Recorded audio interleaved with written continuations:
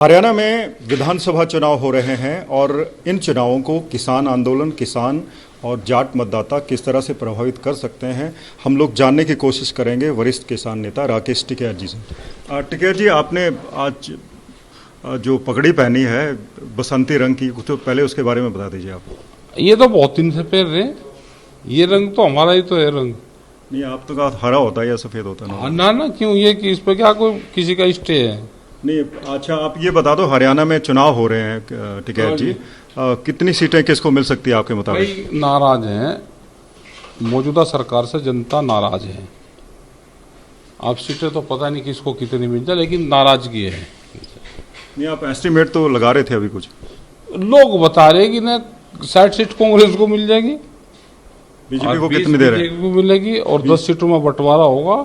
ये हरियाणा के लोग ही बता रहे थे, वहाँ बैठे थे, एक दिन में चर्चा कर रहे थे आपस में बैठे हुए।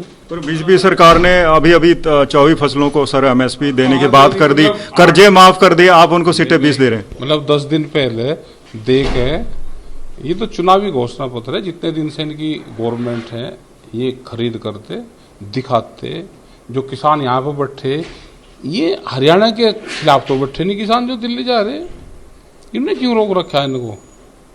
भाई रोक हरियाणा रखे, तो दिल्ली जा रहे हैं। हरियाणा तो एनएच है, ये एनएच की सड़क पर गुजारे, एनएच है दिल्ली की, तो उसको भी जान देते तो खामियाजा भुगतेंगे। पहली बार भी उन्होंने ही रोके।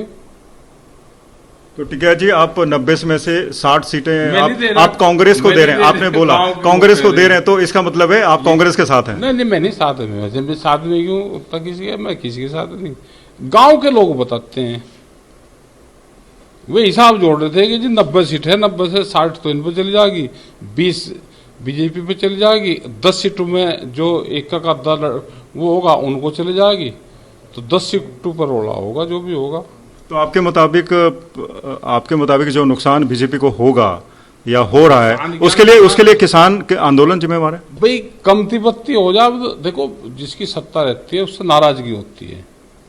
अब यहाँ पे भी नहीं की है, केंद्र में भी नहीं की है, तो जो किसान आंदोलन हुआ उसमें इन्होंने नुकसान करा, किसान मरे, लाठियां बजाई। ये और काम थोड़ा कर रहे कुछ। शुगर मिल कोई बढ़ाया हो तो बताओ, कोई और काम करा हो तो बताओ।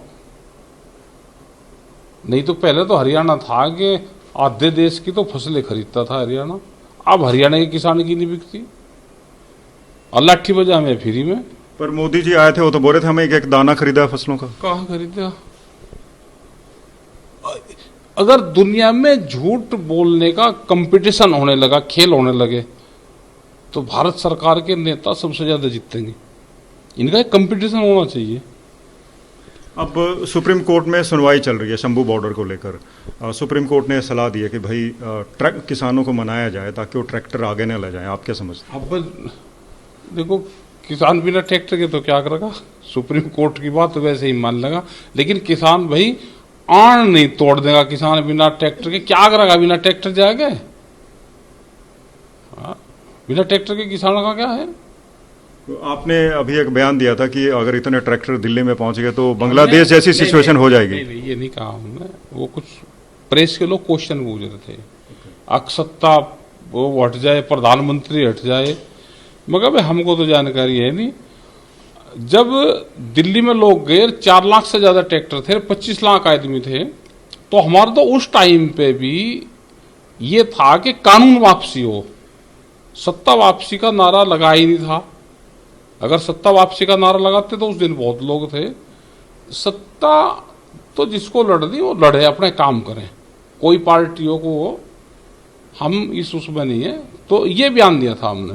पर आप ये कह रहे थे कि आप सत्ता परिवर्तन नहीं चाहते थे, लेकिन सत्ता परिवर्तन के नजरिए से ही बहुत सारे किसान नेताओं ने चुनाव भी लड़ा था। और लड़ लिया तो चुनाव तो लड़ लिया। कहाँ है नेता जिन्होंने चुनाव लड़ा? जो भी किसान संगठन के लोग चुनाव लड़ेंगे, क्योंकि चुनाव का सिस्टम दूसरा होता है। चुनाव इस पर्टिकुलर क्षेत्र में लड़ा जाएगा, एक विधानसभा में। हम नेता बड़े हैं तो हम काम करते हैं पूरे उस पर, तो यहाँ पे जा नहीं पाते। भीड़ हो जाएगी, भीड़ तो होती है, पूरे उसकी भीड़ होगी, भीड़ होगी हमारी 5 जिलों की, हम उस भीड़ को वोट मान लेते हैं।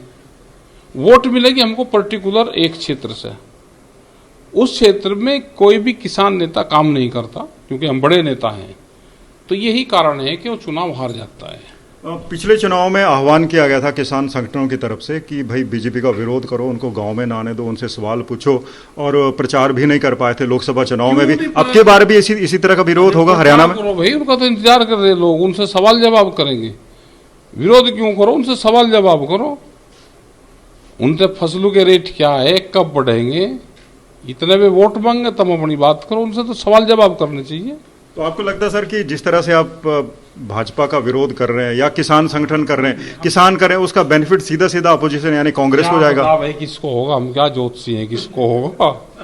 ये थे राकेश टिकैत जो हमें बता रहे थे कि हरियाणा के विधानसभा चुनाव में अब की बार भी भारतीय जनता पार्टी के उम्मीदवारों को किसानों का विरोध झेलना पड़ सकता है, क्योंकि उनकी जो बड़ी मांग थी एमएसपी को कानूनी अमली जामा पहनाने की अभी तक मानी नहीं गई है। शंभू बॉर्डर अभी खुला नहीं है, तो किसान वर्ग में नाराजगी। हालांकि हरियाणा की भारतीय जनता पार्टी सरकार ने अपनी तरफ से पुरजोर कोशिशें की है कि किसानों के वर्ग को खुश किया जाए, और उनके जो नहरी पानी के जो बिल थे उनको माफ़ कर दिया गया, और एक तरफ से जो हरियाणा जो 24 फसलें हैं उनको एमएसपी देने का वायदा भी किया गया है। वो कैबिनेट में हालांकि इस मुद्दे को पास भी कर दिया गया है, लेकिन विधानसभा में इस पर अभी कोई कार्रवाई नहीं हुई। तो किसान नेता कह रहे हैं कि जो कुछ भी वायदे किए गए हैं वो चुनावी हैं। कैमरा पर्सन अमन गुप्ता के साथ मंजीत सहगल, चंडीगढ़।